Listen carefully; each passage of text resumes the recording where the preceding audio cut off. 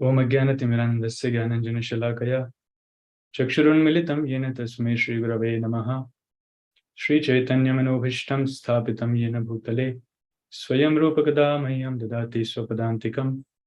वन्देऽहं श्रीगुरो श्रीयुतपदकमलं श्रीगुरुन् वैष्णवांश्च श्रीरूपं साग्रजातं सहगण रघुनाथान्वितं तं सजीवं साद्वैतं सावधूतं परिजनसहितं कृष्णचैतन्यदेवं श्रीराधा कृष्णपादां सहगण ललिता श्रीविशाखान्वितांश्च नमो विष्णुपादाय कृष्णपृष्ठाय भूतले श्रीमते भक्तिवेदांत स्वामिनिति नामिने नमस्ते सारस्वती देवे गौरवाणी प्रचारिणे निर्विशेष शून्यवादी पाश्चात्य देशतारिणे हे कृष्ण करुणा सिंधु दीनबंधु जगतपते गोपेश गोपिका कांत राधा कांत नमस्ते तप्त कांचन गौरांगी राधे वृंदावनेश्वरी वृषभानुसुते देवी प्रणमामि हरिप्रिये वंशाकल्पतरुभ्यश्च कृपा सिन्धुभ्य एव च पतितानां पावनेभ्यो वैष्णवेभ्यो नमो नमः।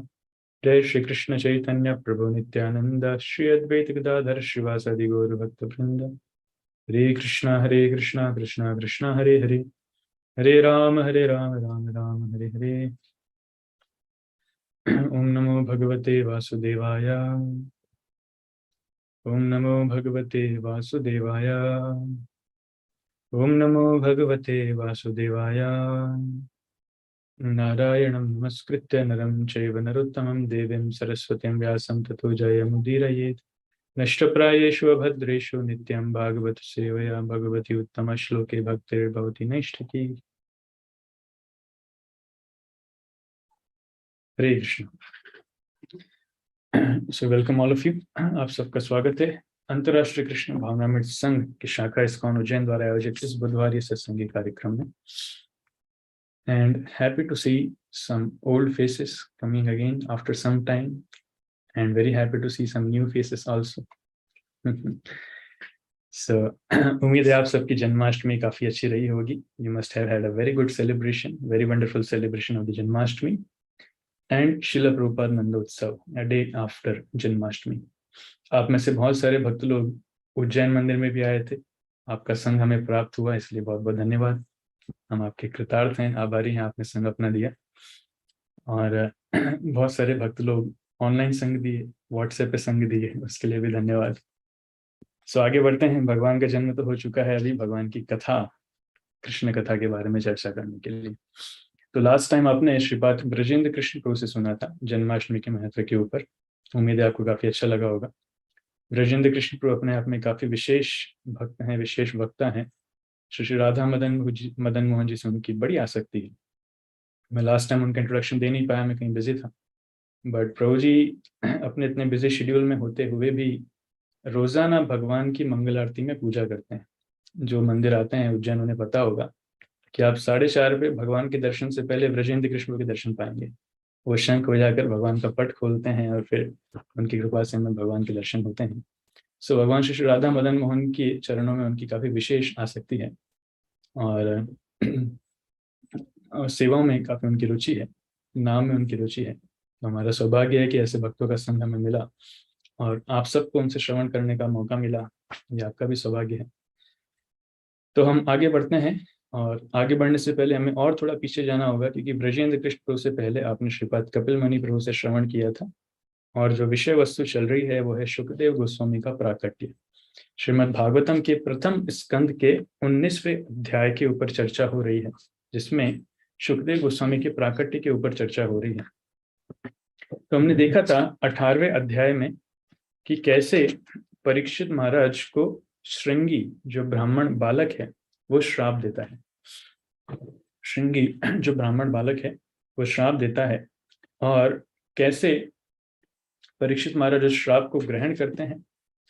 उसके बाद परीक्षित महाराज सोचते भी हैं कि उन्होंने जो कृत्य किया है उसके लिए उन्हें कुछ श्राप मिलना चाहिए, उनके साथ कुछ घटना होना चाहिए. तो मन ही मन में विचार कर रहे थे कुछ तो होगा, और वो उसका स्वागत भी कर रहे थे. जैसे उन्हें खबर मिलती है कि श्रृंगी ने श्राप दिया है कि 7 दिन के अंदर तक्षक सांप आएगा और उस तक्षक सांप के काटने से उनकी मृत्यु होगी, तो परीक्षित महाराज खुश होते हैं. नाउ अभी ये अपने आप में बड़ा आश्चर्य है, किसी व्यक्ति की मृत्यु नजदीक आ रही है और वो खुश हो रहा है। इतिहास में हमें पहला एग्जाम्पल मिलता है कि जो अपनी मृत्यु के ऊपर हर्षित है, अदरवाइज कोई भी मृत्यु को वेलकम नहीं करता है।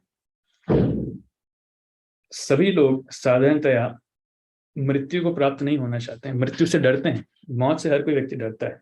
कुछ लोग हैं जो थोड़ा सा, कहना चाहिए, इस भौतिक जगत में ज्यादा दुख कष्ट प्राप्त करते हैं तो आगे बढ़कर के आत्महत्या करना चाहते हैं। ऐसे दुखमय लोगों को छोड़ दिया जाए तो नोबडी वेलकम्स द डेथ। सब लोग जीना चाहते हैं, एवरीवन वांट्स टू लिव, और जीना भी चाहते हैं। जीने के लिए बहुत सारी कलाओं को सीखते हैं, they want to learn how to live. इसलिए there are seminars on art of living. जीना कैसे है इसके ऊपर सेमिनार। ऐसे जीना कैसे है ये सिखाने की जरूरत नहीं, everyone knows how to live. It is nature's arrangement, everyone knows how to live. ये प्रकृति का अपने आप ही ये एक आयोजन है। जैसे छोटा सा बच्चा है, उसको पता है उसकी जीविका के लिए उसे आहार चाहिए, और उसकी आहार है उसकी माता का दूध। तो स्वाभाविक रूप से ही जन्म देते ही माता के स्तनों में दूध आ जाता है। तो ये प्रकृति का अपने आप अरेंजमेंट है। और छोटा सा बच्चा, उसकी आंखें नहीं खुलती, हाथ पैर नहीं चलते, लेकिन दूध पीने की शक्ति उसमें है। तो उसे पता है अपने जीवन निर्वाह करने के लिए दूध उसको पीना है। ऐसे ही जो गाय के छोटे से बच्चे होते हैं, हमने देखा है कि जब बच्चा होता है तो गाय चाट चाट के उसकी सारी गंदगी साफ कर देती है, और फिर गाय के थनों से अपने आप दूध आना चालू हो जाता है, और बछड़ा वो दूध पीने भी लग जाता है। अगर कोई सहायता करने के लिए है तो अच्छी बात है, नहीं है तो अपने आप पीने लग जाता है, वो वहां तक पहुंच जाता है। हर हर योनि में ये अरेंजमेंट है, सभी जानते हैं। धीरे धीरे बड़े होते हैं तो किस स्टेज में आके बछड़ा घास खाएगा, ऐसे मनुष्य का बच्चा है तो किस स्टेज में आके अन्न स्वीकार करेगा। किसी को सिखाने की जरूरत नहीं है, ये सब अपने आप होता है। किस स्टेज में आके अपने आप लोगों के शरीर में हार्मोन्स डेवलप होते हैं, और स्त्री अगर है तो पुरुष से आकर्षित होती है, पुरुष अगर है तो स्त्री से आकर्षित होता है, तब दोनों का परिवार होता है। तो स्टेजेस के अनुसार, उम्र के अनुसार ये सारे डेवलपमेंट्स अपने आप होते हैं। There is no need to teach anyone, किसी को सिखाने की आवश्यकता नहीं। लेकिन फिर भी there are seminars on art of living. लेकिन सनातन धर्म में जो सिखाता है वो लिविंग के ऊपर सेमिनार्स देने के लिए नहीं सिखाता। सनातन धर्म में सिखाता है आर्ट ऑफ डाइंग, मरना कैसे, मरने की कला होनी चाहिए। क्योंकि मरना, स्वाभाविक रूप से ही सब मरते हैं, लेकिन कौन किस प्रकार की मृत्यु हासिल करे वो सीखने लायक है। इसलिए कई बार लोग कंपेयर करते हैं, death is the examination, final examination time, and life is the preparation time. पूरा जीवन भर हमें उसकी तैयारी करना है, जिससे मृत्यु के समय हम फाइनली एग्जाम को पास कर पाए। जैसे कोई बच्चा सोचेगा कि मैं साल भर पढ़ाई नहीं करूंगा, लेकिन एग्जाम के समय बहुत अच्छे से पेन चला करके आऊंगा, पूरा 3 घंटा लिख करके आऊंगा। No my dear boy, it can not happen. ऐसा नहीं हो सकता है। जब तक आपने साल भर पढ़ाई नहीं की है तब तक आप एग्जाम में लिख ही नहीं सकते, आपको संभव ही नहीं। अगर आप लिखना चाहते हैं एग्जाम में non stop 3 hours together, supplementary पे सप्लीमेंट्री लिए जाए, उसके लिए आपको साल भर मेहनत करना होगा, साल भर पढ़ाई करना होगा। अगर आपने पढ़ाई नहीं करी है तो एक लाइन, एक पैराग्राफ लिखना भी कठिन होगा। उसी प्रकार से अंते नारायण स्मृति ही, शास्त्र में बताते हैं मृत्यु के समय भगवान का स्मरण हो। तो भगवान का स्मरण कब होगा? जब हमने पूरे जीवन काल में भगवान का स्मरण किया है, उसका अभ्यास किया है। अगर जीवन में हमने भगवान का स्मरण का अभ्यास नहीं किया है तो मृत्यु के समय भगवान का स्मरण संभव ही नहीं, नॉट पॉसिबल। कोई सोचे नहीं हम तो जीवन भर मस्ती करेंगे, मौज करेंगे, खाएंगे पिएंगे, ऐश करेंगे, जो करना चाहे वो करें, आखिरी में तो भगवान का नाम लेना है। इतनी इतनी सारी तैयारी अभी से करने की आवश्यकता क्यों है? तो आखिरी में भगवान का नाम ले लेंगे। No, it's not possible. हमारे गुरु महाराज बहुत सुंदर उदाहरण देते थे कि मृत्यु के समय कौन सा थॉट हमारे मन में आएगा, कौन सा विचार हमारे मन में आएगा। मृत्यु के समय वो हमारे मन में विचार आएगा जिस जगह या फिर जिस व्यक्ति पर हमारी सबसे ज्यादा आसक्ति है, जिस व्यक्ति के साथ हमने सबसे ज्यादा संग किया है, उसका विचार हमारे मन में आएगा। या फिर जिस वस्तु से हमारी सबसे ज्यादा आसक्ति है, उसका विचार मन में आएगा। जैसे कोई अगर धन से ज्यादा आसक्त है, परिवार से नहीं, तो मृत्यु के समय उसे अपने धन का विचार आएगा। तो फिर अगले जन्म में क्या बनेगा? वो सांप बनेगा, जो अपने धन के आसपास कुंडली मार करके बैठेगा, कोई इसको ले न जाए।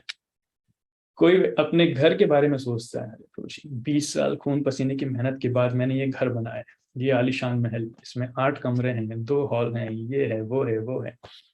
तो अगर कोई अपने घर से बहुत ज्यादा आसक्त है, तो मृत्यु के समय उसे अपने घर का चिंतन आएगा कि जो भी हो मेरा घर टूटना नहीं चाहिए।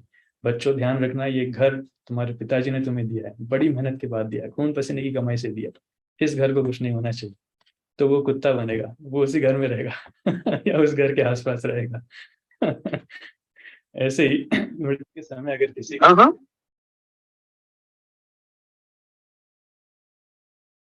मृत्यु के समय अगर किसी को ऐसे ही किसी व्यक्ति के बारे में विचार आता है, जैसे उदाहरण भी है, शिष्यमद भक्ति चारू स्वामी महाराज की एक शिष्या है जिनका पुनर्जन्म हुआ था, जो पिछले जन्म में प्रभुपाद जी के शिष्य थे, ब्रह्मचारी।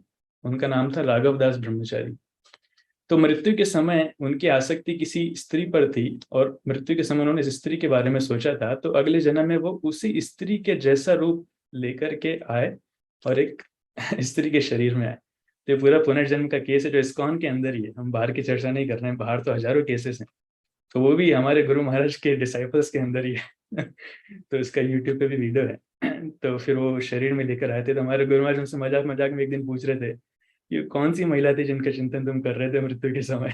तो वे शर्मा गए थे। तो इस प्रकार से जिस व्यक्ति का हम चिंतन करते हैं, अगले जन्म में हमें वही शरीर मिलेगा। अगर कोई स्त्री पुरुष का चिंतन करती है तो उसे पुरुष का शरीर मिलेगा, अगर कोई पुरुष स्त्री का चिंतन करता है तो उसे स्त्री का शरीर मिलेगा। इसलिए पति पत्नी की स्वाभाविक रूप में अपने से आसक्ति होना इट्स नेचुरल, स्वाभाविक है। लेकिन ध्यान रहे कि अगर पति भक्त नहीं है, उन्नत भक्त नहीं है, अगर आपने उनका चिंतन किया तो अगले जन्म में आपको पुरुष का शरीर मिलेगा। अगर पति उन्नत भक्त है तो अगले जन्म में आपको मुक्ति मिल जाएगी, आप कृष्ण के पास जाएंगे। उसी प्रकार से पत्नी अगर उन्नत भक्त नहीं है और अगर पति उनसे ज्यादा आसक्त है, उनका चिंतन करता है, तो अगले जन्म में वो स्त्री के शरीर में जाएगा। और अगर वो उन्नत भक्त है, अगर उनसे उनका चिंतन करता है, तब उनकी भगवत भक्ति में आगे प्रगति होगी। इसलिए भक्त बनना बड़ा आवश्यक है। नहीं तो 7 जन्म का जो साथ है कि हमने 7 फेरे लिए हैं, 7 जन्म, अरे 7 जन्म छोड़िए, 70 जन्म में निकल जाएंगे, स्त्री पुरुष निकालते निकालते उसका पता नहीं चलेगा। इसलिए एक दूसरे से आसक्ति अच्छी है, लेकिन आसक्ति कृष्ण को केंद्र में रखकर होना चाहिए। सो there is no need to learn about art of living. What we have to learn is art of dying. मरना कैसे, मरने की कला, और उस मरने की कला के लिए जीवन काल पूरा प्रिपरेशन टाइम है। देखिए परीक्षित महाराज का कितना सौभाग्य है। पिछले बार आपने कपिल मुनि से सुना होगा, 15 श्लोक उन्होंने चर्चा की है, बताया मुझे। तो परीक्षित महाराज इस स्थिति में पहुंच चुके हैं कि उनको श्राप मिल चुका है। श्राप मिलने के बाद वो गंगा के तट पर हैं, और गंगा के तट पर होने के बाद उन्हें इतने सारे साधुओं का संग प्राप्त हुआ है। वो साधु कौन कौन से हैं? उसमें व्यास देव स्वयं है, उसमें नारद मुनि स्वयं है, उसमें देवल असीत, इतने महान महान साधु हैं, मेरे सामने लिस्ट नहीं है अभी। तो इतने महान महान साधुओं के वहां पर उनको दर्शन हुए हैं, वो सब उनको संग देने के लिए आए हैं। सो गंगा जो स्वयं भगवान के चरणों से निकली है, भगवान का चरणामृत है, जो भगवान के चरणों को धोते हुए निकली है, वो चरणामृत पान करने से एक व्यक्ति जिसको भगवान की स्मृति स्वाभाविक है, भक्ति में प्रगति स्वाभाविक है, वो गंगा वहां पर है। वो साधु भगवान के भक्त लोग अगर जिस व्यक्ति की मृत्यु के नजदीक हो, तो भगवान के शुद्ध भक्तों के संग में रहने से ही एक व्यक्ति की प्रगति निश्चित है, भगवान भगवत धाम जाना निश्चित है। वो साधु वहां पर हैं। उस प्रकार से साथ ही साथ वो साधु क्या कर रहे हैं? वो साधु भगवान कृष्ण के गुणगान कर रहे हैं, भगवान कृष्ण की महिमा कर रहे हैं। ऐसा नहीं वो साधु बैठ करके वहां बीड़ी पी रहे हैं या चिलम पी रहे हैं या कुछ और फूक रहे हैं, नहीं, वो साधु बैठ करके कृष्ण की महिमा बता रहे हैं। ये भी अपने आप में सौभाग्य। और इन सब के ऊपर परीक्षित महाराज स्वयं भगवान कृष्ण का चिंतन कर रहे हैं, ही इज रिमेंबरिंग कृष्ण। तो सारे शुभ लक्षण परीक्षित महाराज के साथ में हैं, तो उनके भाग्य की कोई सीमा नहीं। कौन जानता है हमारे साथ ऐसा भाग्य होगा कि नहीं होगा। लेकिन परीक्षित महाराज का यह सौभाग्य है कि उनको उनकी डेट पता चल गई है। People consider the date of birth to be important, but what is important is not date of birth but date of death. उनके पास 7 दिन थे, उन्हें पता चल गया, जिससे 7 दिन के अंदर वो तैयारी कर पाए कि मुझे करना क्या है। अभी इस असेंबली में देयर आर 36 कनेक्शंस। कितने लोग बोल सकते हैं कि मुझे पता है मुझे कितना समय मिला है और मुझे कितनी तैयारी करना है, हम नहीं जानते हैं। वी डू नॉट नो हम कब मर जाएंगे, देर इज नो गारंटी। 7 दिन भी रहेंगे कि नहीं रहेंगे तो कोई गारंटी नहीं, 7 मिनट भी रहेंगे कि नहीं रहेंगे, there is no guarantee, right. इसलिए परीक्षित महाराज वॉज फॉर्चुनेट, वो सौभाग्यशाली थे कि उनके पास 7 दिन थे। But we do not know हमारे पास 7 मिनट भी है कि नहीं। इसलिए कभी कभी हम अजम्पशंस ले लेते हैं, हम तो मान के चलते हैं, अरे प्रभु जी हमने ज्योतिष को दिखा दिया है, हमारी उम्र 80 साल की है, डोंट वरी हम तो 80 साल जिएंगे। अरे बाबा वो ज्योतिष अपनी कुंडली नहीं बना पाता अच्छे से, तुम्हारी कुंडली के बारे में क्या बताएगा। So anyways, so there is no guarantee.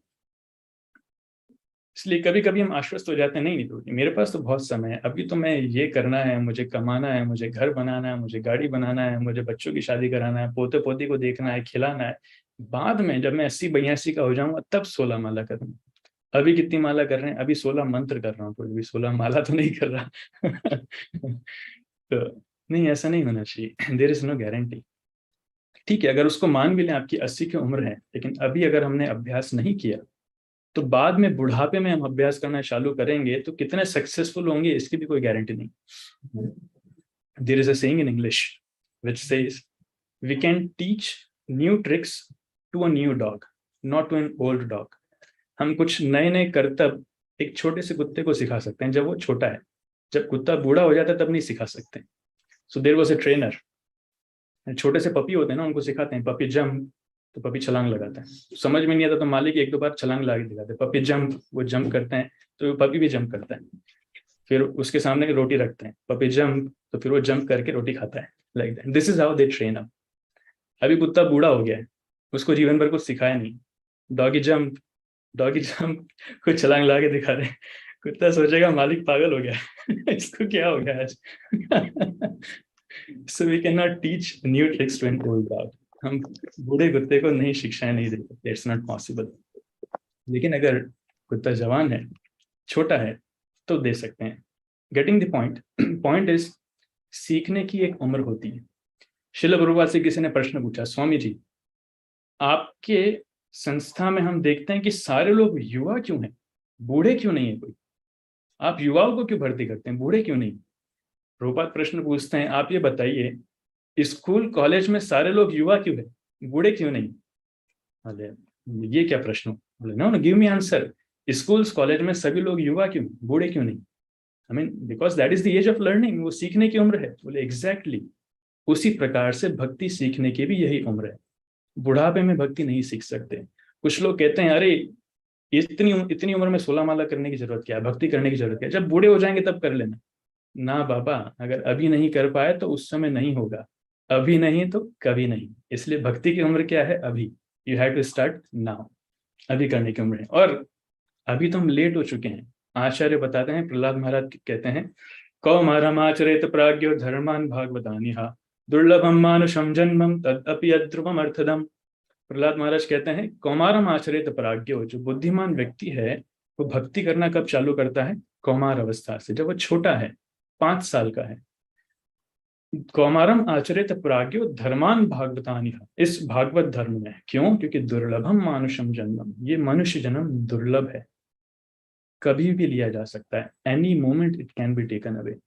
तद अपि अध्रुवम अर्थदम, दुर्लभ तो है, बड़े समय के बाद, बड़ी 84 लाख योनियों के बाद प्राप्त होता है, भ्रमण करने के बाद प्राप्त होता है, लेकिन तद अपि अध्रुवम, अध्रुवम मतलब टेम्पररी, किसी भी क्षण वापस लिया जा सकता है, death can come at any moment. अध्रुवम, फिर भी अर्थदम, मीनिंगफुल, जितना भी समय है it is meaningful. So utilize every single moment of this life very consciously, हर एक क्षण को बड़ी सावधानी से हमें उपयोग करना चाहिए।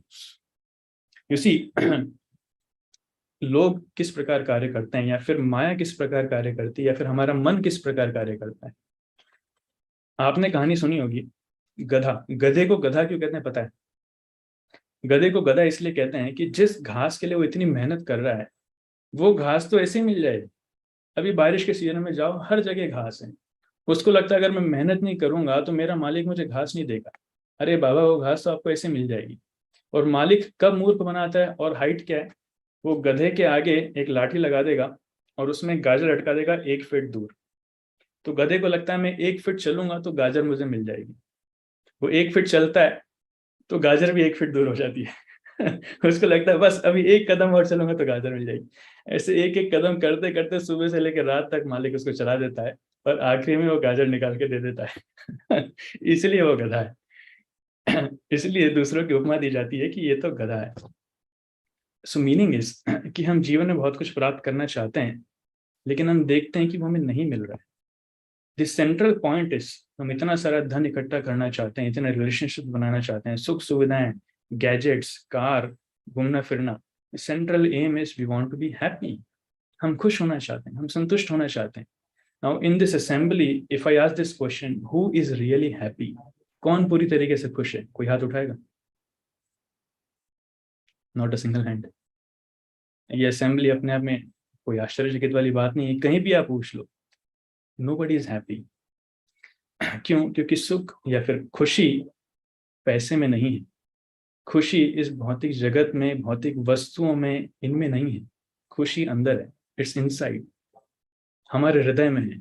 और हृदय में कौन रहता है? हृदय में भगवान रहते हैं। सर्वस्य चाहम हृदय सन्निविष्टो मत्तः स्मृतिर्ज्ञानम अपोहनम च। भगवान हृदय में रहते हैं। सुहृदम सर्वभूतानाम, भगवान कह रहे हैं मैं सभी जीवों का सुहृद हूं, I am the greatest well wisher. So अगर किसी को खुशी चाहिए, इफ समबडी वांट्स हैप्पीनेस, अपने आप को भगवान से कनेक्ट करो। That is the meaning of real happiness. कभी कभी लोग आते हैं भक्ति जीवन में, सोचते हैं हम भक्ति जीवन में आएंगे तो हमारे शरीर, हमारे जीवन से कष्ट चले जाएंगे, दुख चले जाएंगे। नो बॉस, प्रभु जी हम क्यों, अभी हमें भी बीमारी हो रही है, क्यों हमारे साथ ऐसा हुआ, क्यों हमारे परिवार में से ये चले गए, क्यों हमारे परिवार में से वो चले गए? People ask so many question. मैं तो 16 माला कर रहा हूँ, यही भगवान ने फल दिया भक्ति का। These questions are normal. लेकिन भक्ति में आने का मतलब ये नहीं कि भौतिक जगत की समस्याएं कम हो जाए। भौतिक जगत का स्वभाव ये है दुखालयम, उसमें दुख आएंगे ही आएंगे, दैट्स फॉर श्योर। जैसे समुद्र है, समुद्र का स्वभाव ये है कि वो अपने आप में अशांत है, उसमें बहुत सारे बवंडर हैं, बवाल हैं, उसकी लहरें बड़ी बड़ी हैं। जो भी समुद्र में अपनी नाव तैराएगा उसको बहुत कष्ट होगा। प्रभुपाद जी जब जलदूत में बैठ करके अमेरिका गए, प्रभुपाद जी को स्वयं 2 हार्ट अटैक आए। तो भगवान से प्रार्थना क्या करनी चाहिए कि भगवान हम इस नौका में बैठे हैं, कृपया समुद्र को शांत कर दीजिए? नहीं, समुद्र शांत नहीं होगा। इस समुद्र का स्वभाव वैसा ही रहेगा। भगवान से प्रार्थना कर सकते हैं कि भगवान इस इतने भयंकर समुद्र में भी हम पर कृपा कीजिए कि हम हमारी नौका यहाँ से पार लगा लें, आप तक पहुंचा लें। उसी प्रकार से इस जगत, इस भौतिक जगत का स्वभाव चेंज नहीं होगा। इस जगत में समस्या आना ही आना है। इन समस्याओं को सहते हुए कैसे हम भगवान तक पहुंच जाएं, हमारी मति हमेशा भगवान में लगी रहे, इसके लिए भगवान से प्रार्थना करना चाहिए। इसलिए कुंती महारानी प्रार्थना करती हैं, त्वयि में अनन्य विषया मतिर मधुपते सुकृत रतिम उद्भतात रतिम उद्भतात अद्धा गंगे भोगम उदनवती। कुंती महारानी कह रही हैं कि हे भगवान कृपा कीजिए जिससे मेरी मति हमेशा आपके चरण कमलों में लगी रहे। जैसे गंगा निरंतर धारा प्रवाह समुद्र से मिलने के लिए बहती है, कोई शक्ति नहीं है दुनिया में जो गंगा को रोक सके, इतना उसका बल रहता है, इतना उसका वेग रहता है। उसी प्रकार से मेरी मति आपके चरण कमलों की तरह प्रभावित हो, वो कहीं रुके ना, ये आशीर्वाद मुझे दीजिए। और इसके लिए भले ही कष्ट सहन करना पड़े तो चलेगा, लेकिन मति हमेशा आप में लगी रहे। That is the real meaning. भक्ति का यह वास्तविक अर्थ है। भक्ति का यह अर्थ नहीं है ठीक है अब हमारे जीवन में कोई दुख नहीं आएगा, कोई कष्ट नहीं आएगा। जितने दुख कष्ट थे वो तो सारे हमने भगवान को दे दिए। भगवान तड़पे कोई दिक्कत नहीं, लेकिन हम खुश रहें, हम सुखी रहें। नो, दैट इज नॉट भक्ति।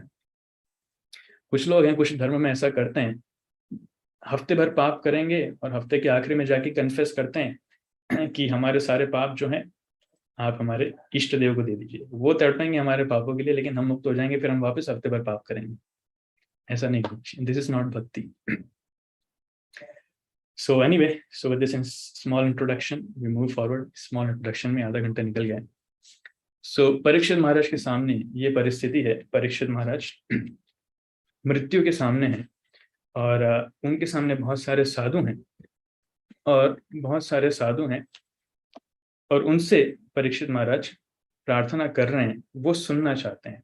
उनको बोल रहे हैं कि आप भगवान की कथा का वर्णन मेरे सामने कीजिए। उसके बाद में श्लोक आता है, श्लोक संख्या 16, जिसमें वर्णन है कि पुनश्च भूयात् भगवत्यनन्ते रतिः प्रसंगश्च तत् आश्रयेषु महत्सु यां यां उपयामि सृष्टिम मैत्री अस्तु सर्वत्र नमो द्विजेभ्यः। इसका मतलब क्या है? इसका मतलब है again offering unto all of you brahmanas obeisances. I pray that I should again take my birth in the material world. I will have complete attachment to the unlimited Lord Krishna, association with his devotees, friendly relations with all living beings. तो प्रार्थना कर रहे हैं परीक्षित महाराज कि भगवान साधुओं से प्रार्थना कर रहे हैं कि अगर मुझे दोबारा जन्म लेना भी पड़े, इसका मतलब उनके मन में मुक्ति की भी आशा नहीं है। भले अगर जन्म लेना पड़े, आई एम रेडी, लेना पड़े तो लेना पड़े, लेकिन तीन चीजें क्या? सबसे सबसे पहली महत्वपूर्ण चीज है कि I will have complete attachment, attachment to unlimited lord Krishna, भगवान कृष्ण से मेरी आसक्ति हो। ये पहली वस्तु मांग रहे हैं कि मेरी आसक्ति भगवान के चरण कमलों में हो। दूसरा क्या? एसोसिएशन विद हिज डिवोटीज, भक्तों का संग उन्हें प्राप्त हो। और तीसरा क्या? Friendly relation with all living entities, सभी जीवों से उनकी मित्रता। देखिए कितना अच्छा भाव है। 7 दिन के अंदर उनकी मृत्यु होने वाली है, अभी सुखदेव गोस्वामी आए नहीं, उन्हें पता नहीं क्या करना है। इज बेविल्डर्ड, वो ढूंढ रहे हैं कि उन्हें कोई सही मार्ग बता दे, लेकिन उनके मन में इच्छा क्या है कि उनकी भगवान कृष्ण से आसक्ति हो, भक्तों का संग मिले और सभी जीवात्माओं से उनकी मित्रता हो। सो ये उनके मन में इच्छा है। तो अगर कोई व्यक्ति इस प्रकार सोचता है तो किसी को कैसे दुख दे सकता है?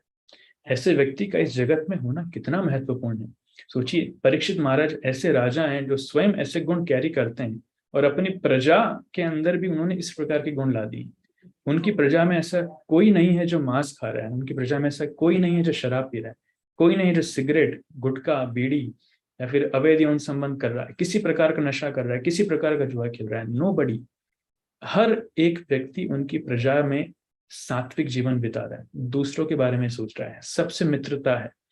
ऐसी प्रजा, ऐसा पूरा राज्य कौन नहीं चाहता? आज दुनिया में लोग पॉलिटिशियंस के लिए कोई परेशान है। पीपल वांट अ लीडर, उनको ऐसा नेता चाहिए जो एकदम भगवान राम जैसा हो, जिसमें सर्वगुण संपन्न हो, सिर्फ प्रजा के बारे में सोचता और पूरी प्रजा खुशहाल रहे। Parikshit Maharaj is that kind of leader. लेकिन फिर भी भगवान ने ये आयोजन किया है कि परीक्षित महाराज को जाना पड़ रहा है। He has to go. Why? क्योंकि उनके जाने के साथ साथ एक बहुत महत्वपूर्ण चीज होने वाली है, वो ये कि भागवत पुराण का प्राकट्य होने वाला है। ये भागवत पुराण परीक्षित महाराज के बलिदान पर आई है। अगर परीक्षित महाराज होते तो और कई सैकड़ों सालों तक कली को प्रवेश नहीं करने देते, और कई सैकड़ों सालों तक लाखों लाखों लोग पाप कर्म नहीं करते। लेकिन भगवान ने फिर भी लाखों लोगों के द्वारा पाप कर्म करना स्वीकार किया परीक्षित महाराज के बलिदान पर। क्यों? क्योंकि भागवत पुराण उनसे भी ज्यादा श्रेष्ठ है। भागवत और कृष्ण में कोई अंतर नहीं है। कृष्ण स्वधाम उपगत धर्म ज्ञान आदि सह कलो नष्ट दृशामेशाम पुराणार्को अदनोदितः। तो भगवान तो अपने धाम चले गए धर्म ज्ञान इत्यादि के साथ। उस समय इस कलयुग के नष्टों को खत्म करने के लिए पुराण अर्क, ये भागवत पुराण सूर्य के समान उदित होता है। तो भागवत में और कृष्ण में कोई अंतर नहीं है, दोनों समान है। इसलिए ये भागवत हम श्रवण कर रहे हैं, लेकिन भागवत आप पढ़िए भी सही। जिन व्यक्ति के पास भागवत नहीं है, please purchase Shrimad Bhagavatam set. 5,000 6,000 रुपये कोई बड़ी बात नहीं है, लेकिन भागवत होना चाहिए, भागवतम का नित्य अध्ययन होना चाहिए। इस सभी का कर्तव्य है, भागवतम का अध्ययन नित्य होना चाहिए। तो ऐसी महान व्यक्तित्व के बलिदान पर श्रीमद भागवतम आया। परीक्षित महाराज अपने व्यक्तित्व ये समय सिखा रहे हैं। देखिए, ये आश्चर्य की बात है। मैं आपको 2 केस बताता हूँ।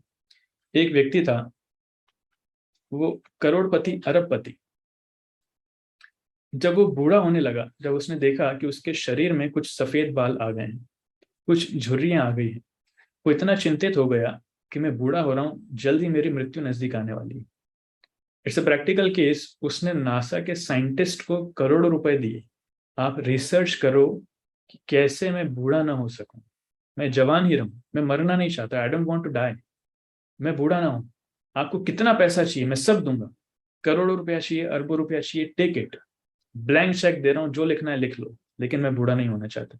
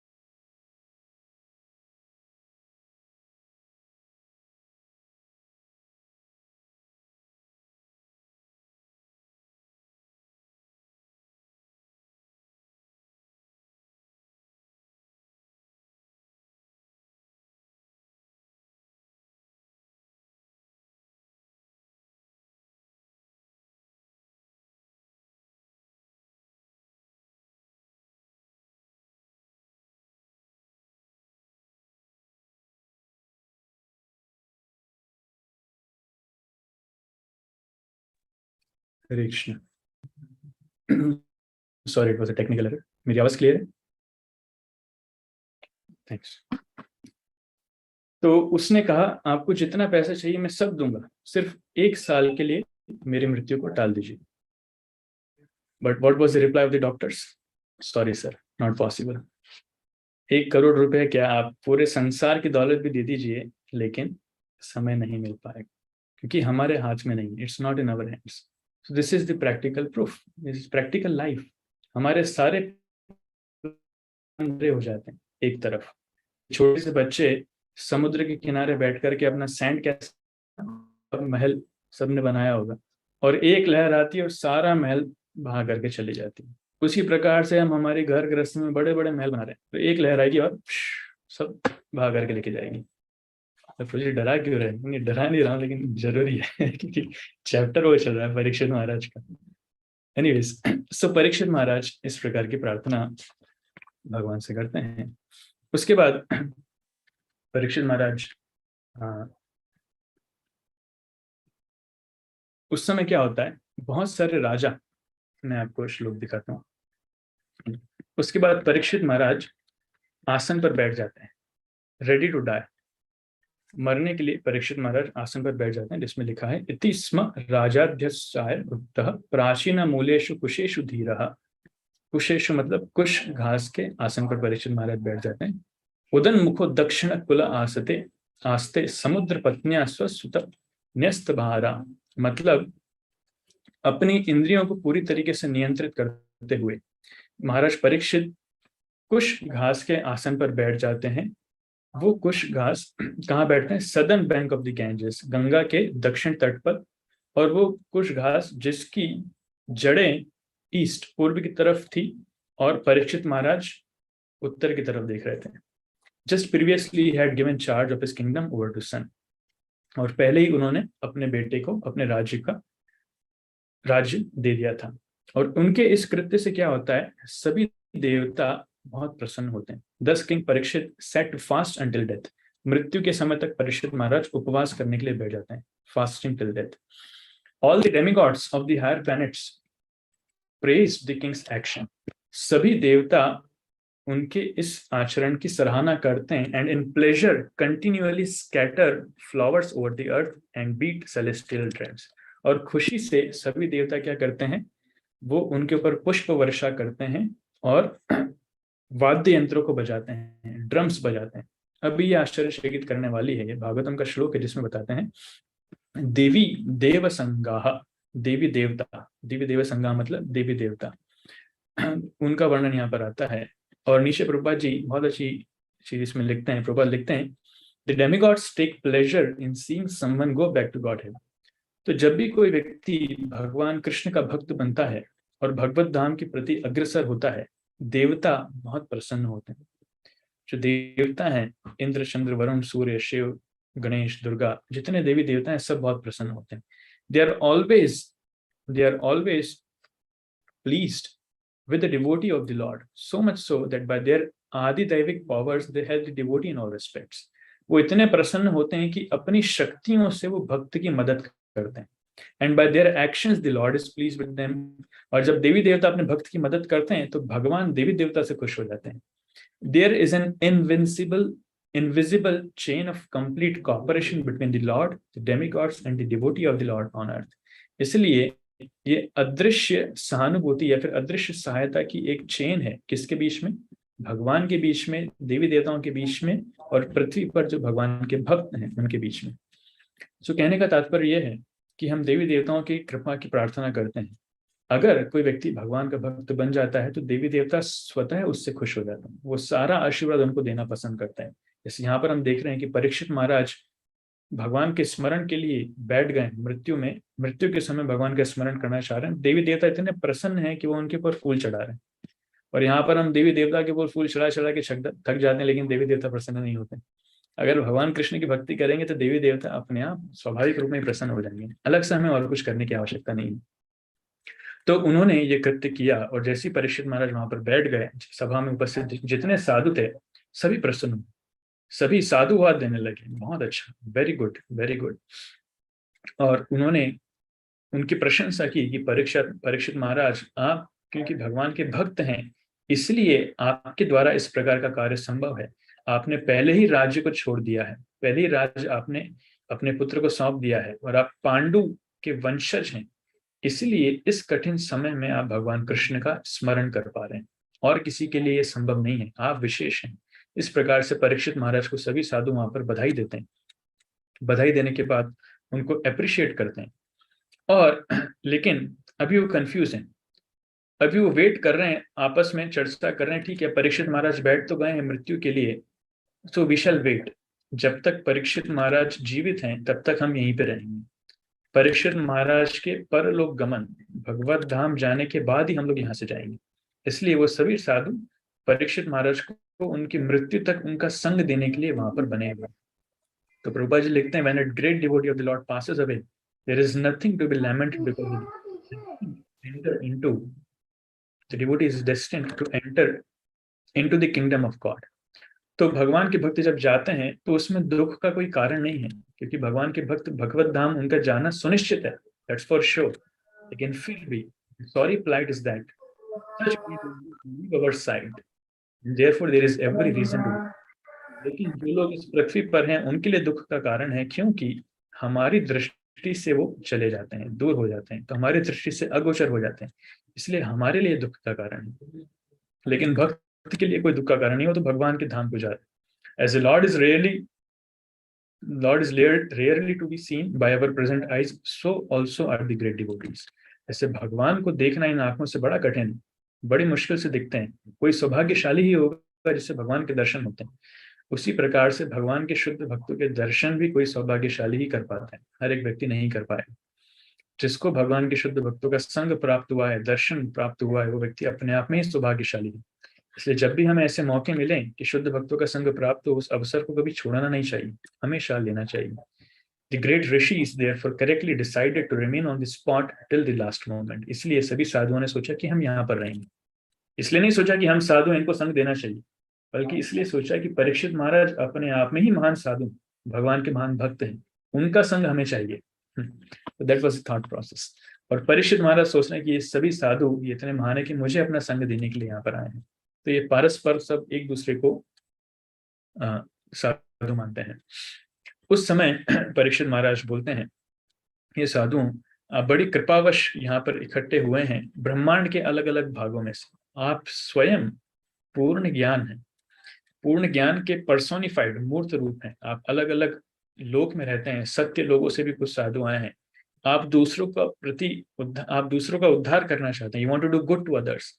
इसलिए पर्सनली आपकी कोई इच्छा नहीं है, लेकिन फिर भी मेरे भले के लिए आप यहाँ पर मेरे सामने आए हैं, इसलिए मैं आपका कृतज्ञ हूँ, मैं आपका धन्यवाद देना चाहता हूँ। अब परीक्षित महाराज उनसे प्रश्न पूछते हैं, हे ब्राह्मणों, मैं आपसे पूछना चाहता हूँ कि मेरा कर्तव्य क्या है। कृपा करके आपस में चर्चा करके सोच विचार के बाद मुझे बताइए कि एक जीवात्मा का हर स्थिति में कर्तव्य क्या है, और विशेष रूप से जो व्यक्ति मरने वाला है उसका कर्तव्य क्या है। क्योंकि परीक्षित महाराज मरने वाले हैं तो विशेषकर अपना कर्तव्य पूछना चाह रहे हैं। तो मेरा कर्तव्य क्या है, देखिए कितना सुंदर प्रश्न है। परीक्षित महाराज मरने वाले हैं तो एकदम घबराकर उनके पास गए नहीं, अरे पंडित जी स्वामी जी बचा लीजिए, गुरुदेव बचा लीजिए, हमें इस भयंकर बीमारी ने पकड़ लिया है, हमें इस सांप ने डस लिया है, या फिर सांप डसने वाला है, रक्षा कीजिए रक्ष माम पाही माम। नहीं, वो घबराए नहीं, वो पूछ रहे हैं मेरी इस स्थिति में कर्तव्य क्या है, व्हाट इज माई ड्यूटी। ये प्रश्न पूछना ही अपने आप में कितना साहस चाहिए, इतनी साधारण बात नहीं।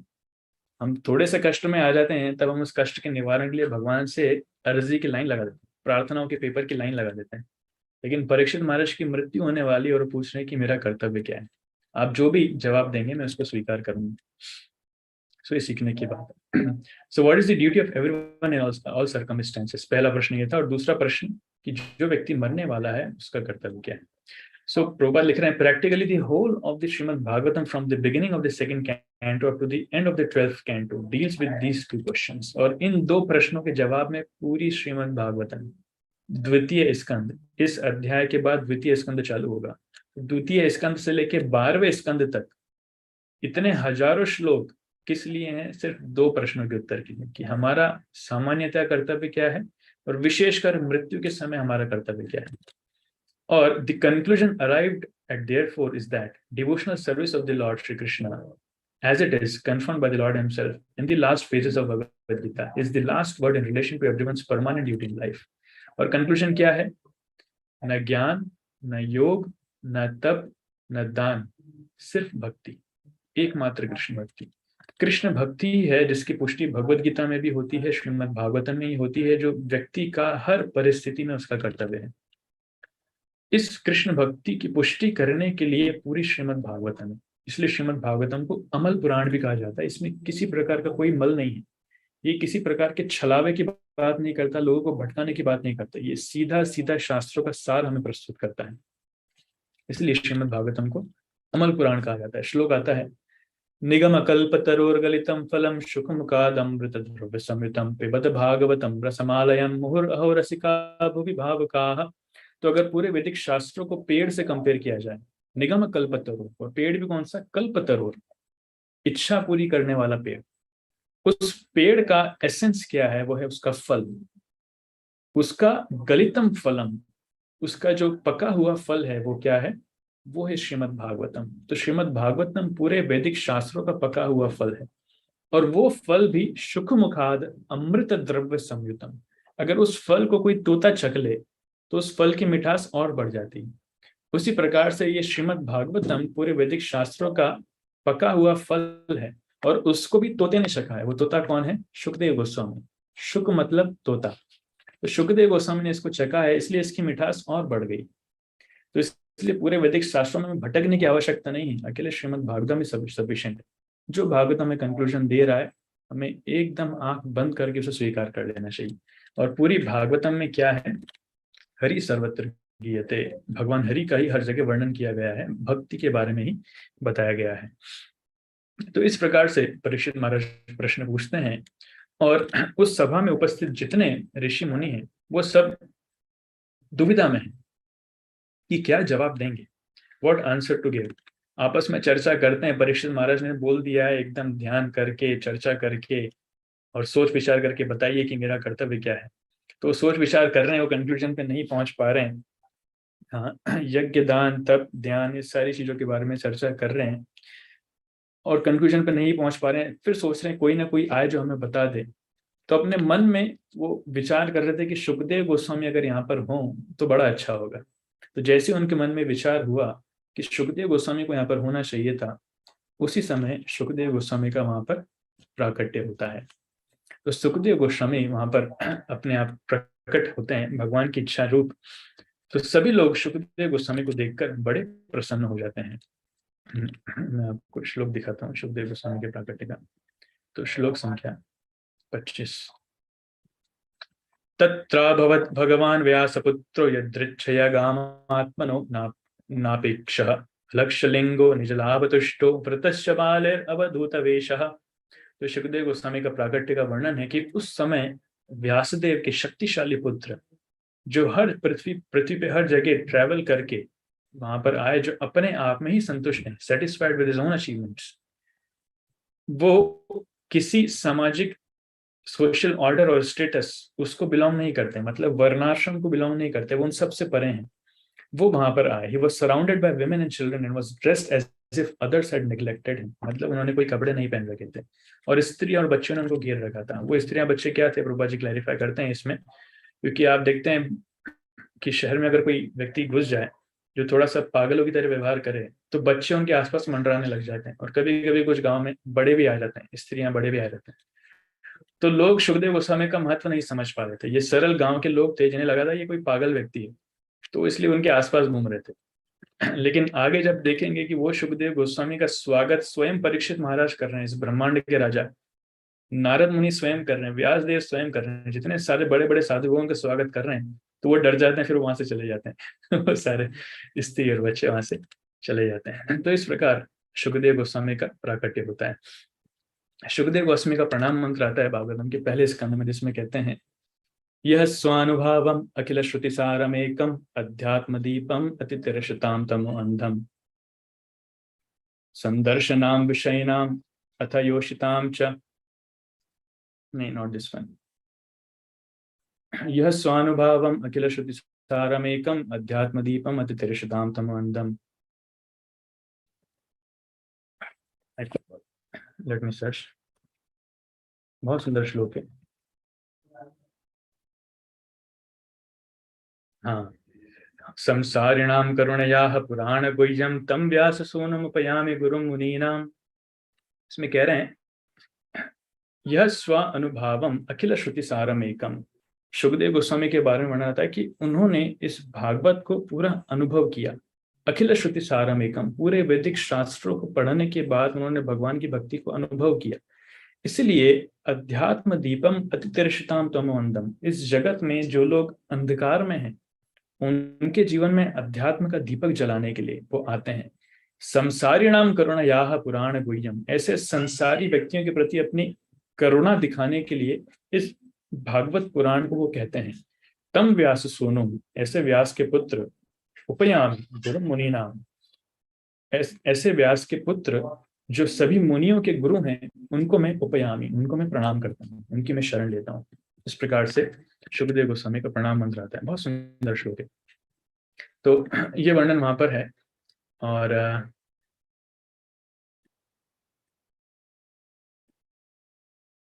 तो परीक्षित महाराज वहां पर हैं। और या आगे वाले हम श्लोक पे जाते हैं।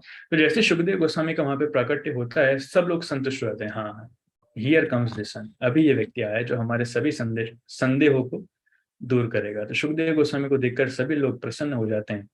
फिर आगे के 3 श्लोकों में शुभदेव गोस्वामी के शारीरिक सुंदरता का वर्णन है, कैसे उनमें महापुरुष के लक्षण हैं।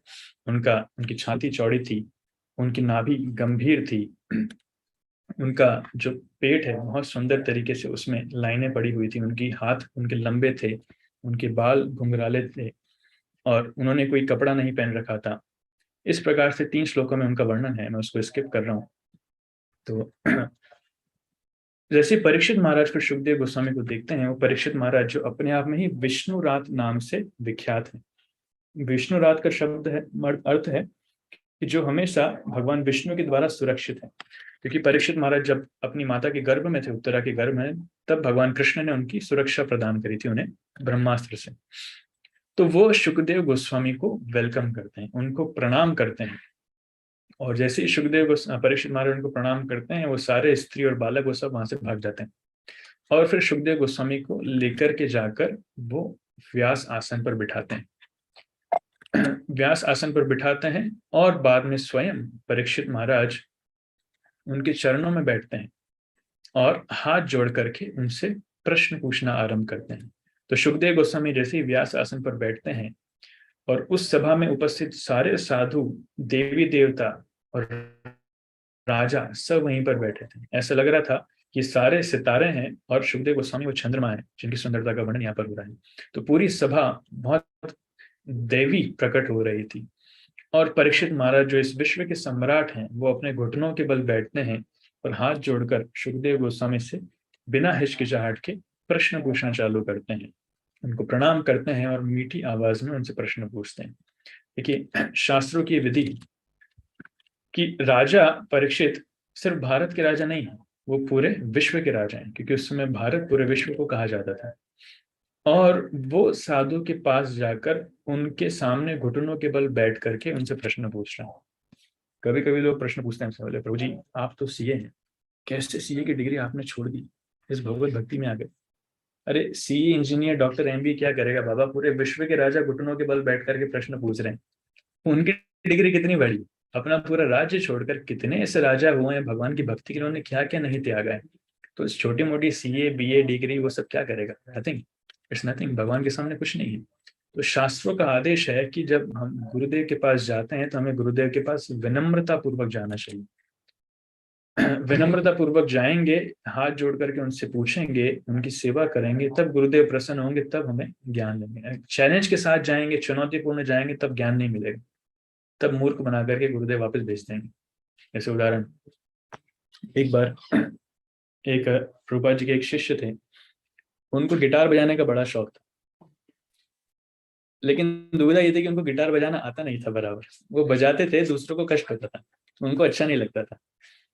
अब वो बहुत बजाते थे तो दूसरे भक्त लोग बड़े परेशान होते थे। वो प्रभुपाद से प्रार्थना की, उनसे बोले कि अरे प्रभु जी आप मत बजाइए, आप कहीं और जाके बजाइए, कहीं और जाके प्रैक्टिस कीजिए, हमें डिस्टर्ब हो रहा है। पर वो सुनते नहीं थे, बड़े हठी थे, दूसरों को कष्ट दे करके उनको, लेकिन खुद का गिटार बजाना बड़ा शौक था। तो भक्त लोग बड़ा सहन किए, बड़ा सहन किए। एक दिन प्रभुपाद उनके सेंटर में आए मंदिर में, तो प्रभुपाद से बोलते हैं कि प्रभुपाद जी ये भक्त है, ये बड़ा दुखी कर रहा है। क्यों, क्या हो गया? कि ये इसको गिटार बजाना आता नहीं है, लेकिन दिन भर गिटार बजाता रहता है, हम कोई सेवा नहीं कर पाते, कोई साधना में मन नहीं लगता। अच्छा, आप कुछ कीजिए। तो प्रभुपाद जी उसको बुलाते हैं बाद में। प्रभुपाद जी बुलाते हैं, कहते हैं कि मैंने सुना आप बहुत अच्छा गिटार बजाते हैं। अच्छा प्रभुपाद, आपको मेरा गिटार पसंद आया? हाँ, मैंने बहुत तारीफ सुनी है और मैंने सुना बहुत अच्छा गाते भी हैं। रियली प्रभुपाद, आपको लगता है मैं बहुत अच्छा गाता हूँ? बोले हाँ। आपको तो अलग अलग देशों में जाकर के कॉन्सर्ट्स देने चाहिए, प्रेजेंटेशंस देने चाहिए, परफॉर्मेंसेस देने चाहिए। आप कहाँ इस छोटे से मंदिर में अटक गए? आप जाओ, जा जाकर कॉन्सर्ट्स दो, परफॉर्मेंसेस दो। बोले रियली प्रभुपाद, मैं ऐसा कर सकता हूँ क्या? बोले हाँ हाँ, क्यों नहीं। बस जय प्रभुपाद, प्रभुपाद जी का आशीर्वाद मिल गया और वहां से चले गए। अलग अलग जगह घूमने लगे। तो प्रभुपाद जी भक्तों से पूछे ठीक है कुछ अभी? बोले यस प्रभुपाद, अभी कुछ। तो बताइए वाकई में कृपा किसको मिली? तो अगर हम विनम्र नहीं हैं, भक्तों को कष्ट दे रहे हैं, तो साधुओं से हमें कृपा नहीं मिलेगी, धोखा मिलेगा। इस प्रकार से धोखा देकर साधु हमें उनके संग से भगा देंगे। इसलिए अगर साधुओं की वास्तविक कृपा चाहिए तो हमें विनम्र होना होगा, साधुओं के सामने भी, अन्य भक्तों के सामने भी। विनम्रता, वो विनम्रता इतना बड़ा एक वेपन है, इतना बड़ा एक अस्त्र है, जो किसी को भी परास्त कर सकती है, किसी को भी। सो विनम्रता होना बहुत जरूरी है। भक्ति में प्रगति का लक्षण ही विनम्रता है। जो प्रगति कर रहा है वो विनम्र होगा, जो विनम्र नहीं हो पा रहा है कहीं ना कहीं वो प्रगति नहीं कर पा रहा है। तो इस प्रकार से सुखदेव गोस्वामी वहां बिठाने के बाद परीक्षित महाराज उनसे बोलते हैं कि हे ब्राह्मण, आपकी कृपा से ही आप हमें दर्शन देने आए हैं, और आपकी कृपा से भी ये पूरी जगह अभी पवित्र हो चुकी है। आप मेरे गेस्ट के रूप में यहाँ पर आए हैं, मैं कृतार्थ हूँ आपकी कृपा से। अब सब कुछ, सभी भक्तों को सेवा करने का मौका मिलेगा, सभी लोग धन्य हैं। इस प्रकार से सुखदेव गोस्वामी को बहुत सुंदर श्लोकों में वो उनकी सराहना करते हैं, उनकी प्रशंसा करते हैं। और बाद में एक अच्छा श्लोक कहते हैं, आपकी स्क्रीन पे दिखाता हूँ इसे। ये शाम संस्मरणात् पुंसां सद्य शुद्ध्यन्ति वैगृहाः, किं पुनर्दर्शन स्पर्श पाद शौचासनादिभिः। मतलब simply by our remembering you our houses become instantly sanctified.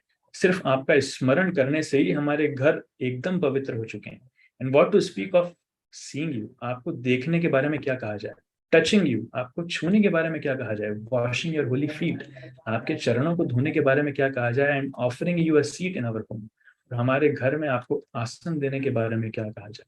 तो साधुओं की शक्ति है, वैष्णव सॉन्ग में आता है, इसमें कहते हैं गंगार पारश होइले पाश्चाते पावन, दर्शने पवित्र करो এই তোমার गुण। तो गंगा का स्पर्श प्राप्त करने के बाद कोई व्यक्ति पावन होता है, शुद्ध होता है। लेकिन भगवान के शुद्ध भक्त, उनके दर्शन करने मात्र से ही एक व्यक्ति शुद्ध हो जाता है, उनमें इतनी शक्ति होती है। तो वही चीज परीक्षित महाराज यहाँ पर बोल रहे हैं कि आपका स्मरण करने से ही हमारा घर शुद्ध हो गया है। आपका दर्शन करना, आपको छूना, आपके चरण धोना और आपको आसन देना तो बहुत दूर की बात है, उसका क्या कहा जाए। सिर्फ आपको स्मरण करने के मात्र से। तो साधुओं का ये महत्व होता है। आगे एक और इंपॉर्टेंट श्लोक कहते हैं, जिसमें कहते हैं सन्निध्यात ते महायोगिन पातकानि महान्त्यपि सद्यो नश्यन्ति वैपुंसां विष्णुर्इव सुरेतराः। मतलब just as the atheist cannot remain in the presence of the personality of Godhead, so also the invulnerable sins of a man are immediately vanquished in your presence, O saint, O great mystic। तो जिस प्रकार से भगवान के सामने एक नास्तिक व्यक्ति नहीं टिक सकता, उसके लिए संभव नहीं कि वहां पे खड़ा रहे, उसी प्रकार से आपके जैसे साधुओं के सामने एक पापी व्यक्ति भी नहीं टिक सकता, उसके सारे पाप खत्म हो जाते हैं। The invulnerable sins of a man are immediately vanquished। Invulnerable ऐसे पाप जो खत्म होना कठिन है, लेकिन भगवान के भक्तों के दर्शन मात्र से ही वो पाप खत्म हो जाते हैं। तो इस प्रकार से भगवान के भक्तों की महिमा बताई गई है। इसलिए भगवान के भक्तों का, एक्चुअली एक गृहस्थ का कर्तव्य है, शास्त्रों में आता है कि उन्हें हमेशा भगवान के भक्तों को अपने घर में बुलाना चाहिए, उनकी सेवा करना चाहिए, उन्हें प्रसाद खिलाना चाहिए। और एक बार नहीं, ऐसा जितना हो सके। प्रभुपाद जी के जो पिताजी हैं, आपने अभयचरण अगर देखा हो या फिर लीलामृत पढ़ा हो, प्रभुपाद जी के पिताजी कितने साधुओं को बुलाते थे, कितने साधुओं को बुला करके अपने घर में सेवा करते थे, और उनसे एक ही आशीर्वाद मांगते थे कि आप मेरे बच्चे पे आशीर्वाद कीजिए कि ये राधा रानी का बड़ा भक्त बने, ये राधा रानी का महान भक्त बने। इस प्रकार से अपने बच्चे के लिए आशीर्वाद के लिए प्रार्थना करते थे। तो कई बार तो उनके घर वाले परेशान हो जाते थे, अरे आप किस किस को पकड़ लाते हैं। कोई साधु लोग जानते थे कि ये साधु ठीक नहीं है, लेकिन फिर भी उसको ही पकड़ के लाते थे। इतने सरल हृदय के थे कि वो नहीं, ये नहीं देखते थे कोई क्या कर रहा है, अगर साधु के वेश में है तो उसको पकड़ के ला करके उसकी सेवा करते थे, चरण धुलाते थे, प्रसाद देते थे, घर में घुमाते थे, अपने बच्चे को आशीर्वाद दिलवाते थे, कथा, कृष्ण कथा सुनते थे, कृष्ण कीर्तन उनसे सुनते थे। तो ये सनातन धर्म की संस्कृति है। लेकिन दुख की बात है कि अभी साधुओं को वेलकम नहीं किया जाता है। हु आर वेलकम, कुत्तों का वेलकम किया जाता है। घर में कुत्ते रहेंगे चलेगा, लेकिन साधु नहीं आना चाहिए। साधु आता है तो कुत्ता सबसे पहले भौं भौं के बताता है, भाव भाव भागो यहाँ से, it's not your place, it's my place. Anyways, so so Bhagwan Krishna जो सभी जीवों के प्रिय हैं, विशेषकर पांडवों के पुत्रों के बड़े प्रिय हैं, उन्होंने मुझे उनके रिलेटिव के रूप में स्वीकार किया है। परीक्षित महाराज अपना सौभाग्य बता रहे हैं, और बाद में परीक्षित महाराज उनसे वही प्रश्न पूछते हैं और उनसे सुनने की इच्छा प्रकट करते हैं। एक श्लोक में आखिरी में और बताऊंगा जिसमें मतलब आता है,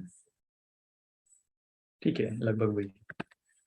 so thank you so much, I will stop here. तो सुखदेव गोस्वामी क्या जवाब देंगे वो आपको अगले सत्र से पता चलेगा। और इस प्रकार हमारा श्रीमद् भागवतम का फर्स्ट कैंटो भी पूर्ण होता है। हरि बोल। आप सबको बहुत बहुत बधाई हो। श्रीमद् भागवतम का प्रथम स्कंद हमने पूरा कर लिया है, but this is just a synopsis.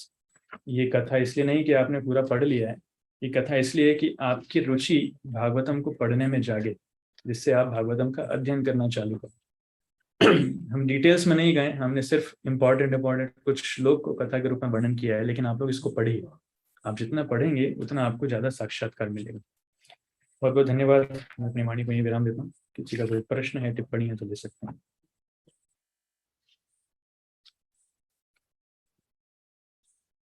इति गुप्ता माता जी।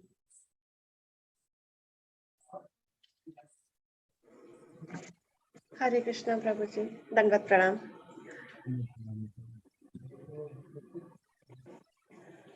Hare Krishna Prabhuji. So I have two questions, Prabhuji, if you allow. One is today we learned.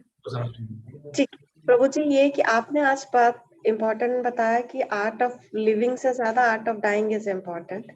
सो एक चीज है, जैसे पहले आपने बताया है, भगवान के धाम में, भगवान के नाम में, गुण में, लीला में कोई डिफरेंस नहीं है, और भगवान में, भगवान के नाम में भी कभी कभी बहुत अनफॉर्चुनेट इंसिडेंट्स हो जाते हैं तीर्थ स्थान पे या भगवान के या बहुत बड़े बड़े तीर्थ स्थानों पे। सम पीपल डाई, कोई उनकी वो ऊपर मतलब इस शरीर छोड़ दिया है। तो एक डिवोटी को इस चीज को कैसे इंटरप्रेट करना चाहिए? क्या उस आत्मा का आगे का नेक्स्ट कोर्स ऑफ जर्नी किस तरीके का होगा? क्योंकि वो धाम से चले गए हैं शायद वो, सो मुझे नहीं पता कि how we should interpret that. Good question. देखिए, धाम की महिमा शास्त्रों में बहुत बताई गई है। सबसे पहले तो धाम में जाना और उसमें शरीर छोड़ना, ये भी कोई साधारण बात नहीं, हर व्यक्ति नहीं कर सकता। It's not possible. जिसका सौभाग्य है, जिसकी भक्ति उस स्तर पर है, वही कर सकता है। हो सकता है वो भक्ति हमें इस जीवन में प्रकट रूप में दिखे, हो सकता है ना दिखे, लेकिन अगर किसी का सौभाग्य है, वही धाम में अपना शरीर छोड़ सकता है। इसलिए भगवान के ऐसे धाम है जैसे वृंदावन है, मायापुर है, जगन्नाथपुरी है, मथुरा है। ऐसे विशेष धाम अगर हैं, किसी भी कारण से अगर किसी व्यक्ति ने शरीर छोड़ा है तो समझना चाहिए वो भगवत धाम गया है। ये शास्त्रों में लिखित है, भगवान स्वयं कहते हैं। अभी हमें लगता है नहीं प्रभु जी वो तो जीवन भर पाप कर्म किया, उसने तो भक्ति किया नहीं, लेकिन धाम में शरीर छोड़ा है, इसका मतलब उसकी पूर्व भक्ति है, जो भले इस जीवन में प्रकट रूप में नहीं दिख रही है, लेकिन भगवान के कैलकुलेशंस, कर्मों के कैलकुलेशंस के साथ में थे। इसी कारण उसका सौभाग्य हुआ कि धाम में जाकर के उसका शरीर छूटा है, नहीं तो कहीं भी छूट सकता था ना। इसलिए कुछ लोग ऐसे हैं जो धाम में जाकर के शरीर छोड़ना चाहते हैं, कई सालों तक धाम में रहते हैं, लेकिन जब मृत्यु का समय आता है तो उनके बच्चे उनको वहां से लेकर के कहीं और चले जाते हैं, बोले आप चलिए हमारे साथ, तो कहीं और जाकर के शरीर छोड़ते हैं। ऐसा भी देखने को मिलता है। इतने साल वी हैव सीन, 10-12 साल धाम में रहे, इसीलिए आए थे कि धाम में शरीर छोड़ेंगे, लेकिन जब अंत समय आया तो बेटा आया, वो लेकर के कहीं और चला गया दूसरे शहर, तो उनको वो सौभाग्य प्राप्त नहीं हो पाया। तो धाम में शरीर छोड़ना सामान्य बात नहीं है। धाम में अगर शरीर छोड़ा है तो भगवत धाम गए ही गए। धाम होना चाहिए, तीर्थ नहीं होना चाहिए। तीर्थ और धाम में दोनों में अंतर है। धाम मतलब जिसमें भगवान कृष्ण ने साक्षात अपनी लीलाएं करी हैं। Okay. Thank you, Prabhuji. One more question, Prabhuji. This Right. may take long time, but if you can answer, otherwise next time. So, Yes. Prabhuji, कभी कभी हम सुनते हैं कि कुछ कुछ भगवान की जो स्टोरी या लीलाएं होती हैं उसमें सुनते हैं कि ये कल्प के हिसाब से उनका डिस्क्रिप्शन बदल जाता है। सो कल्प, Right. युग और मनवंतर में क्या अंतर है? एक कॉमन जो मैन है, हम लोग नॉर्मल लोग कैसे समझे इस चीज को? ये कंफ्यूजिंग हो जाता है। ओके, ठीक है, मैं इस प्रश्न को लास्ट में लूंगा, यू रिमाइंड मी, क्योंकि मैं एक्सेल शीट खोल करके आपको थोड़ा कैलकुलेशन बताऊंगा उसमें, so that may go little off track, but मुझे रिमाइंड करवाना। प्रभुजी, one more question, you may answer later. One more is, हम बोलते हैं कि हर युग में एक दूसरा युग आता है, व्हाट इज दैट कंसेप्ट? इस युग में अभी ये ये सतयुग का गोल्डन पीरियड चल रहा है, कलयुग का गोल्डन पीरियड चल रहा है, सो ये कंसेप्ट क्या है, ये मुझे थोड़ा क्लियर। थैंक यू ये भी प्रभु। मैं साथ, ये भी उसके साथ में बता दूँ। ओके ओके, इतिशा माता जी। हरे कृष्ण प्रभु जी। मुझे ये पूछना है कि जैसे परीक्षित महाराज ने बिना खाए पिए सोए पूरे भागवत को सुना, तो क्या मतलब सुखदेव गोस्वामी भी बिना खाए पिए सोए रहे पूरे 7 दिन, और बाकी सब लोग जो जो सुन रहे थे वो सब भी बिना ऑफ कोर्स, पानी पिए या फिर? अगर सुनने वाला बिना खाए पिए सुन रहा है तो बोलने वाले को तो बिना खाए पिए बोलना पड़ेगा। तो मान लीजिए मैं 1 घंटे से प्रवचन, आप बिना खाए पिए सुन रहे, तो मैं कैसे खा पी के बोल पाऊंगा? तो मुझे भी तो बिना खाए पिए बोलना पड़ेगा। So that's but natural. तो उस सभा में किसी ने खाया नहीं था, किसी ने, अब कोई लंच बॉक्स तो लेके गया नहीं था कि बीच में खोल करके खा लिया हो या फिर जूम कैमरा ऑफ करके खा लिया हो। Nobody was there like that, सब कर रहे थे। तो कोई सोया नहीं, किसी ने पिया नहीं, किसी ने खाया नहीं। और प्रभु जी मतलब ऐसे नॉर्मली कथा में भी कोई पानी पीने को मतलब अच्छा नहीं मानते कि बीच बीच में पानी पी रहे हैं या उठ जाते हैं बार बार, तो ऐसा मतलब कोई रूल रहता है? वो कर्म कांड का विचार है कि कुछ पूजाओं में बीच में कुछ खाना पीना नहीं पड़ता, बीच में वॉशरूम में नहीं जा सकते, या बीच में अपान वायु का त्याग भी नहीं कर सकते, वो कर्मकांड का विचार है। लेकिन वो जरूरी भी है, देवी देवताओं के कुछ नियम है कर्मकांड के अनुसार, विधि विधान बताए गए, जो प्रोसेस है उसको फॉलो करना होता है। नहा धो करके अगर गलती से हमने कुछ वायु का भी त्याग कर दिया तो दोबारा नहाना पड़ता है, कुछ ऐसे विधान भी है।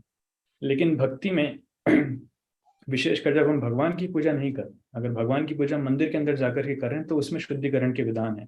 कुछ खाते हैं तो फिर नहाना पड़ता है, अगर वॉशरूम जाते हैं तो फिर नहाना पड़ता है, बाल काटे हैं, नाखून काटे हैं, शेविंग किया तो फिर नहाना पड़ता है, और भगवान की सेवा के लिए पूरा शुद्ध होकर कपड़े शुद्ध पहन करके जाना पड़ता है। पर जहां तक हरिनाम लेने की बात है तो हरिनाम हर स्थिति में लिया जा सकता है, उसमें इस प्रकार के विधान नहीं है। विशेषकर अगर नाम जप करते समय नींद भी आ रही है तो खड़े हो जाइए, खड़े होकर भी नाम कर सकते हैं, चलते चलते भी नाम कर सकते हैं, चलते चलते भी नींद आ रही है तो भागना चालू कर दीजिए, भाग कर भी नाम कर सकते हैं। तो नाम किसी व्यवस्था में कर सकते हैं, क्योंकि कलयुग नाम आधारा। विशेषकर जब हम मृत्यु के समय होंगे तो नहा धोकर नए कपड़े बैठकर नहीं बैठेंगे, चलो अभी मृत्यु आने वाली। हम कितने दिनों से बिस्तर में होंगे, कितने दिनों से नहीं नहाए होंगे, बिस्तर में ही मलमूत्र त्याग कर रहे होंगे, किसको पता। पर भगवान का नाम तो उस अवस्था में देना ही है, इसलिए भगवान के नाम में ऐसे कोई विधि विधान नहीं है, उस कोई सी व्यवस्था में नाम ले सकते हैं। और प्रभु जी दिन से अपन टीवी में भी कोई भी कथा रहती तो रात को नहीं आती है ना, सुबह ही आती है ज्यादातर, मतलब तो ये भी रहता है कि सुबह ही ज्यादा अच्छा रहता है? हमारी कथा तो रात को ही हो रही है। हाँ, मैं वही पूछ रही थी। नहीं, ऐसा कोई विधान नहीं है, कभी भी कर सकते हैं। सुबह इसलिए आती है कि सुबह लोग जनरली ये सुनना पसंद करते हैं, रात को लोग सुनना पसंद नहीं करते हैं। रात को लोग तमोगुण में होते हैं, वो होटल्स में जाना पसंद करते हैं, रेस्टोरेंट्स में जाना पसंद करते हैं, मूवीज देखना जाना पसंद करते हैं, सास बहू के सीरियल्स देखना पसंद करते हैं, आजकल नेटफ्लिक्स पे मूवीज देखना पसंद करते हैं, इसलिए रात को सत्संग कोई सुनता नहीं है। तो सुबह सत्संग आते हैं, घर में 2-4 बूढ़े होंगे तो वो सुन लेंगे, बाकी जवान लोग तो कोई सुनता नहीं है। और आप लोग सौभाग्यशाली हैं कि रात में बैठकर भी सुन रहे हैं। Yes, sir. Thank you so much. Hare Krishna. आकृति माता जी।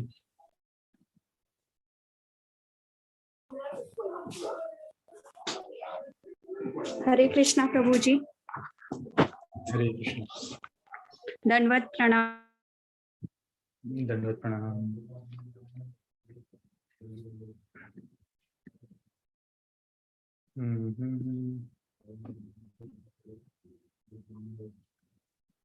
आई am not able to hear. बाकी सबको सुनाई में आ रहा है?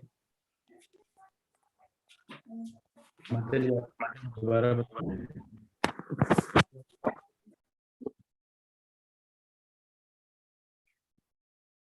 माता जी आप म्यूट हो गए, अनम्यूट करके बोल सकते हैं।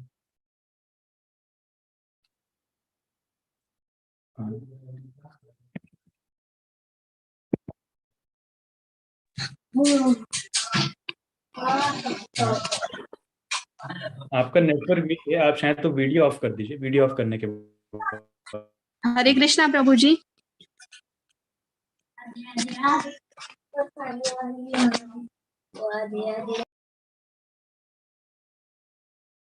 हाँ माता जी आवाज आ रही है प्रभु जी? अभी आ रही है, अभी बोलिए। वीडियो ऑन मत कीजिएगा, वीडियो ऑन मत कीजिएगा, वैसी आवाज अच्छी आ रही है। हाँ प्रभु जी, मेरा प्रश्न ये है कि मेरा बहुत बड़ा सौभाग्य है कि हर बुधवार को मैं आप लोगों को सुन पाती हूँ। बस मेरा दुर्भाग्य ये है कि आप जैसे संतों का मैं स्वागत नहीं कर पाती हूँ, तो वो इतनी दूर बैठे रहने के कारण मेरी तो बहुत इच्छा रहती है कि यहाँ पर कोई ऐसा मिले जिसको मैं बुलाऊं, कर पाऊं, लेकिन नॉट पॉसिबल टाइप का अभी बिल्कुल ही नहीं लगता है। तो जितना हो सकता है मैं घर से ही भक्ति करती हूँ। मेरा प्रश्न ये था प्रभु जी कि भगवान तो हमेशा अच्छा ही सोचते हैं, अच्छा ही करते हैं, तो इसमें कृष्ण भगवान का क्या प्रयोजन था कि कलयुग आए?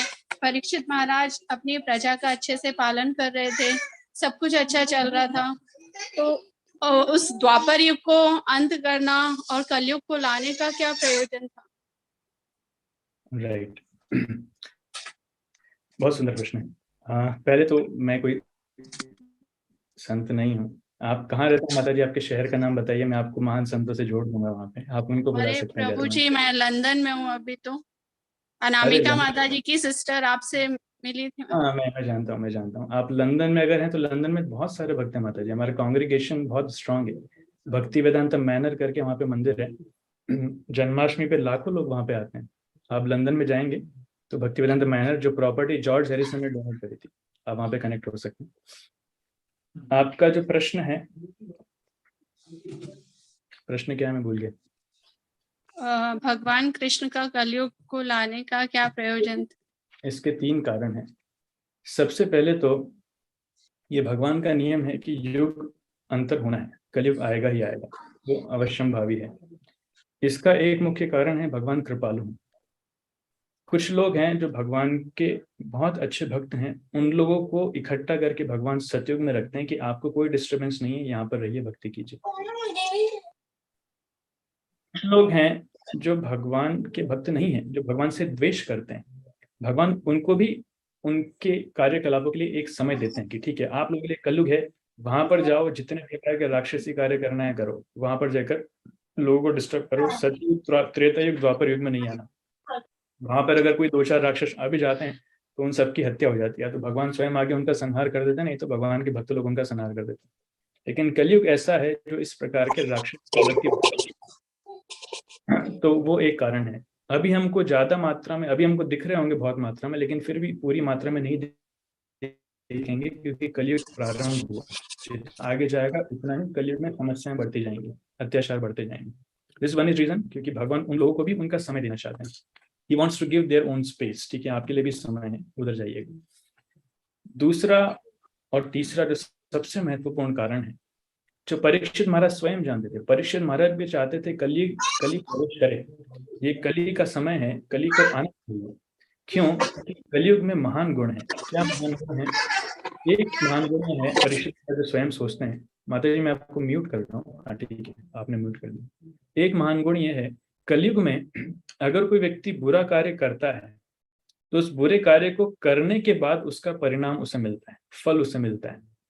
लेकिन अगर कोई अच्छा कार्य सोचने से ही उसका फल मिल जाता है, कार्य करने की भी जरूरत नहीं। अगर कोई अच्छा सोचता है तो सोचने मात्र से उसका फल मिल जाता है। ये सिर्फ कलयुग में होता है, बाकी युगों में नहीं होता है। बाकी युगों में करने के बाद उसका फल मिलता है, लेकिन कलयुग में अच्छा सोचने से ही फल मिल जाता है। तो अगर आप सोच रहे हैं कि आप घर में किसी को बुला नहीं पा रहे हैं, आपने सोच लिया आपकी बुलाने की इच्छा है, इसी से भगवान प्रसन्न हो गए, आपको फल मिल जाएगा। एक ये बेनिफिट। और दूसरा जो सबसे बड़ा बेनिफिट है जो बताते हैं, स्वयं भागवतम में आता है 12वें स्कंद में, राजन अस्ति ही एक महान गुण कीर्तनादि कृष्णस्य मुक्त संग परम व्रजेत। कि कलयुग दोषों का सागर है, दोषों का समुद्र है। हर जगह दोष ही दोष से समस्या है। लेकिन एक महान गुण है, क्या? कीर्तनादि एवं कृष्णस्य, सिर्फ कृष्ण का कीर्तन करने से ही, कीर्तनादि एवं कृष्णस्य मुक्त संग परम व्रजेत, एक व्यक्ति मुक्ति को प्राप्त हो सकता है, वो भी परम मुक्ति जो भगवान की भक्ति है उसको। इसलिए कलयुग में युग धर्म क्या है? वो है संकीर्तन। कृते तध्यायतो विष्णु त्रेतायाम यजतो मखी द्वापरे परिचर्यानाम कलो तदहरि कीर्तनात्। सतयुग में भगवान को प्राप्त करना बड़ा कठिन था। एक व्यक्ति को हजारों साल तपस्या करनी पड़ती थी। कोई हिमालय पे जा रहा है, कोई जल के अंदर प्रवेश कर रहा है और हजारों साल बैठ करके तपस्या कर रहा है, तब भगवान की प्राप्ति होती थी। त्रेता युग में यज्ञ करने होते थे हजारों साल तक बैठ करके, ओम स्वाहा स्वाहा स्वाहा ऐसे करके हजारों साल तक यज्ञ करने पड़ते थे। द्वापर युग में भगवान के मंदिर में भगवान की पूजा, अर्चा विग्रह की पूजा, उसमें भी शुद्धिकरण। जैसे हमारे मंदिर में कोई आएगा तो भगवान की 2 बार ड्रेसिंग चेंज होती है, 6 बार भगवान की आरती होती है, 7 बार भगवान को भोग लगता है, 5 ऑल्टर्स हैं, टोटल 25 पुजारियों की टीम है जो भगवान की सेवा करती है। तो सोचिए अकेले के लिए कितना संभव है। तो भगवान की सेवा करना इतना कठिन नहीं है। और पुजारी लोग अक्सर बीमार पड़ जाते हैं क्योंकि ठंड में नहा धो करके उनको एक कपड़ा पहन करके, उत्तरी पहन करके जाना है, भगवान की पूजा करना है मार्बल के मंदिर में। It's not easy. इसलिए कलयुग में जानते हैं ना तो इनसे, कलयुग में भगवान जानते हैं ना तो इनसे ध्यान होगा, ना इनसे यज्ञ होगा, ना इनसे पूजा होगी। तो बैठ करके 2 घंटा 16 माला कर लो, सिर्फ हरिनाम तक कर लो। ना तो हम सीधा बैठ सकते हैं ध्यान करने के लिए, ना हमारे अंदर इतनी शुद्धता है कि हम भगवान की अर्चा वगैरह की पूजा कर सकते हैं, और ना इतने क्वालिफाइड ब्राह्मण और सामग्री अवेलेबल है कि हम यज्ञ कर पाए। हमारे पास समय भी नहीं है, वैसी परिवार की समस्या में इतने परेशान हैं, पैसा कमाने में इतने बिजी हैं, तो बैठ करके कम से कम 16 माला का जप कर दो, उसी से भगवान मिल जाएंगे। इतना ज्यादा कंसेशन ये सिर्फ कलयुग में मिलता है। तो कलयुग के ये 2 महान गुण है जिससे कारण से कलयुग का वेलकम किया जाता है, कलयुग बनाया है। डज इट आंसर्स माता जी? जी प्रभु जी, धन्यवाद प्रभु जी। Thank you so much. Any other question?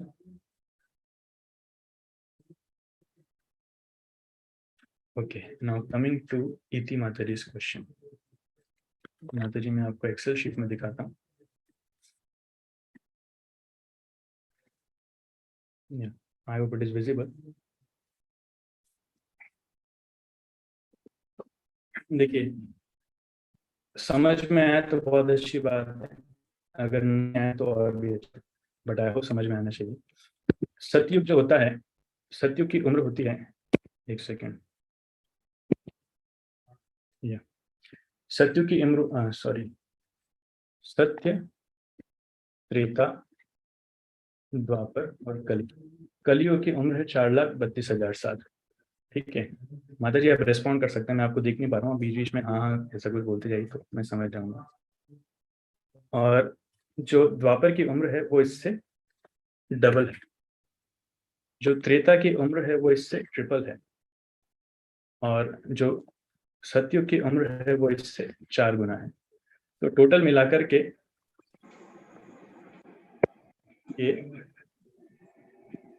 ये एक दिव्य युग बनता है जिसकी टोटल एज होती है 43,20,000 साल। 4,32,000 साल का कलयुग होता है, द्वापर डबल 8,64,000, त्रेता युग उसका ट्रिपल 12,96,000, और सतयुग इसका 4 गुना 17,28,000 साल। इन चारों को ऐड करेंगे तो ये होता है 4,32,000 साल। ठीक है, अभी इस एक पीरियड को युग कहा जाता है। कलयुग भी युग है, द्वापर युग भी युग है, त्रेता युग भी युग है, और सतयुग भी युग है। और इन चारों को मिला दिया जाए तो ये एक होता है दिव्य युग। Does it answers?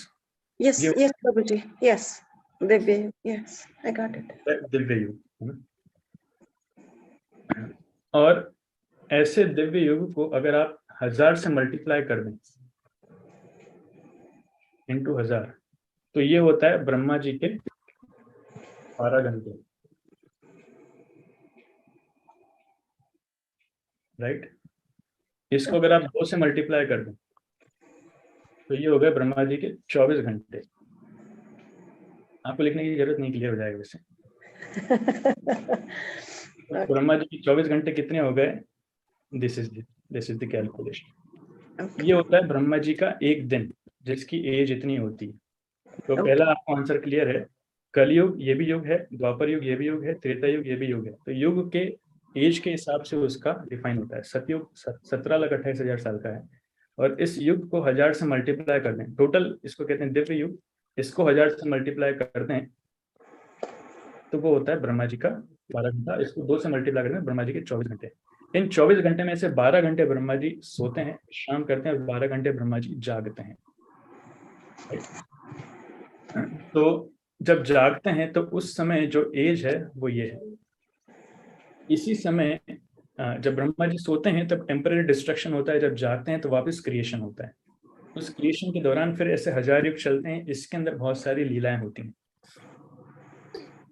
तो ऐसे 1000 युग को, जैसे मैंने बताया, ये एक दिव्य युग हो गया और ये ब्रह्मा जी का एक दिन हो गया। अब आपका प्रश्न था कल्प क्या होता है, तो ये माता जी 1000 कल्प हो गए।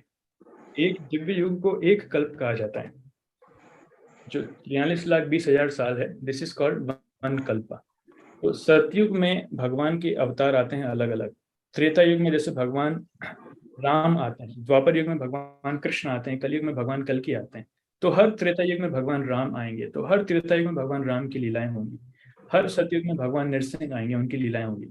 तो हर सतयुग में आते हैं, तो कभी कभी किसी किसी सतयुग में डिटेल्स में थोड़ी सी चेंजेस हो जाती हैं। जैसे भागवतम में एक वर्णन आता है, मैत्रेय मुनि जब वर्णन करते हैं कि भगवान वराहदेव की लीला का, तो एक कल्प में वराहदेव क्या करते हैं, पहले पृथ्वी को निकालते हैं, बाद में हिरण्याक्ष को मारते हैं। वहीं दूसरे कल्प में पहले हिरण्याक्ष को मारते हैं, बाद में पृथ्वी को समुद्र से निकालते हैं। तो मैत्रेय मुनि उसमें कंफ्यूज हो जाते हैं और दोनों लीलाओं को मिक्स करके भागवतम के चौथे स्कंद में बता देते हैं। हम चौथे स्कंद जब पढ़ेंगे तो उसमें वर्णन आता है इस चीज का। तो ऐसे हर युग में भगवान वही लीला करते हैं, लेकिन कभी कभी कुछ डिटेल्स में चेंजेस हो जाते हैं, जिस कारण बोला जाता है कि कल्प भेद हो गया है। तो एक दिव्य युग एक कल्प कहा जाता है। ऐसे ब्रह्मा जी के एक दिन में 1000 कल्प आते हैं। ऐसे ही ब्रह्मा जी की लाइफ होती है। अगर आप इसको मल्टीप्लाई कर देंगे 30 से, तो ये हो जाएगा ब्रह्मा जी का 1 month. Sorry, multiplied by 30, right. तो ये हो जाएगा ब्रह्मा जी का 1 मंथ। मैं बड़ा करके दिखाता हूँ।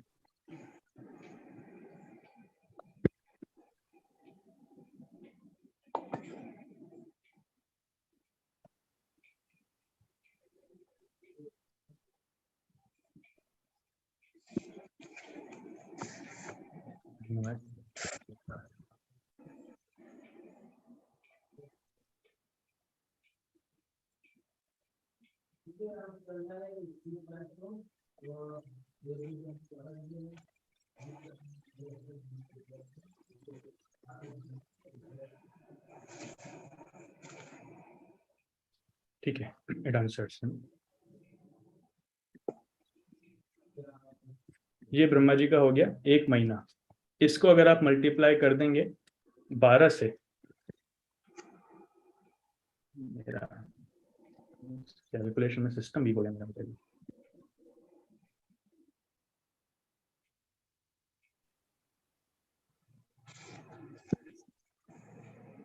ये हो गया ब्रह्मा जी का 1 साल, और इसको आप मल्टीप्लाई कर देंगे 100 से, तो ये हो गई ब्रह्मा जी की एक लाइफ। इसको अगर आप कैलकुलेट करेंगे, this is 311 trillion and 40 billion years. इसको ऐसा बोलो, 311 trillion and 40 billion years, this is life of Brahma. इस लाइफ को बांटा जाता है डिवाइडेड बाय 71। तो ब्रह्मा जी के एक जीवन काल में 71 मनु आते हैं, 71 मनु। तो एक एक मनु की लाइफ कितनी हो गई, वो हो गई। ये एक मनु के बाद जब दूसरा मनु चेंज होता है तो उस मनु के चेंज होने को कहा जाता है मनवंतर, changing of the Manu.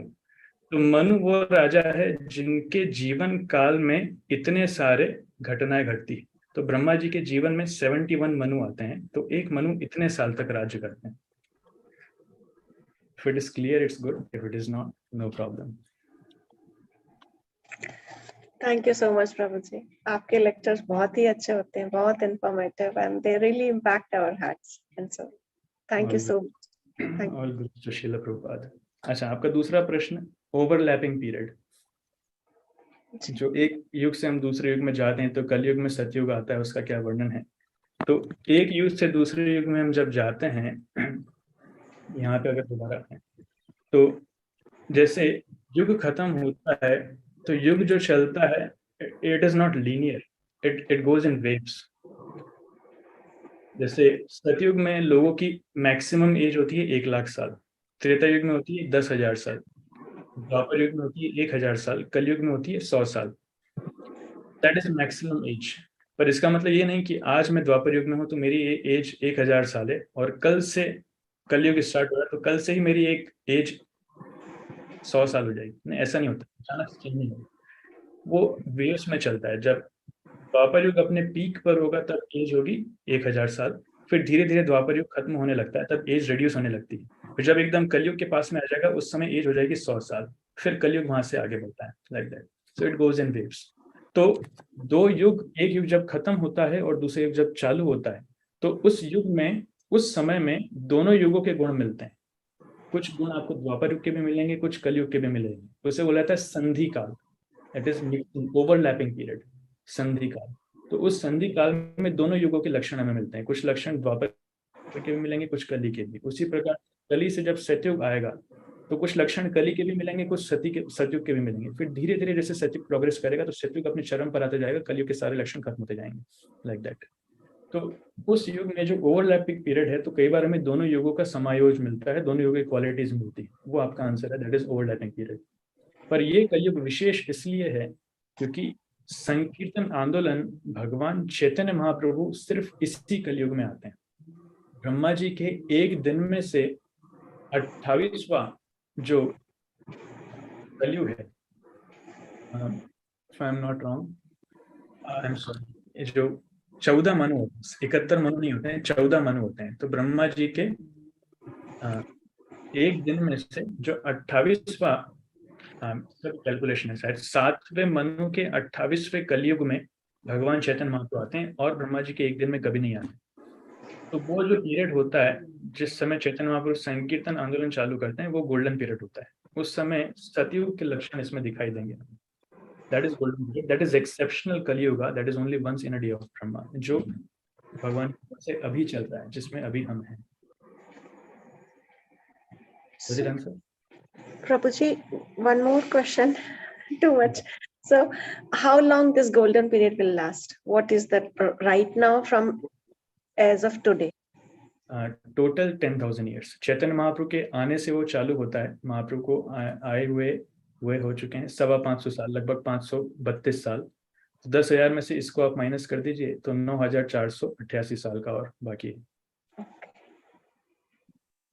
Okay. Thank you so much, Prabhuji. Thank you so much. Sorry for taking so long time. लेकिन हमें इतना वेट नहीं करना है, हमारे लिए समय कम बाकी है, हमारे लिए 10, 12, 20, 25 पता नहीं कितने साल बाकी। कैलकुलेशन पता नहीं, मैं घर में फैमिली ग्रुप में भेज के मैं सोचती हूँ पता नहीं कभी कोई साधु संग कर ले, पता नहीं साधु संग कैसे होगा, सबका कैसे होगा, सबको आप लोगों की संगति कैसे मिलेगी। I really don't know. आप लोग भी महान साधु हैं, आप लोग अपनी संगति दीजिए, उससे उद्धार हो जाएगा। Thank you so much. Thank you so much. I will stop here, 10 बज चुके हैं। श्रील प्रभुपाद की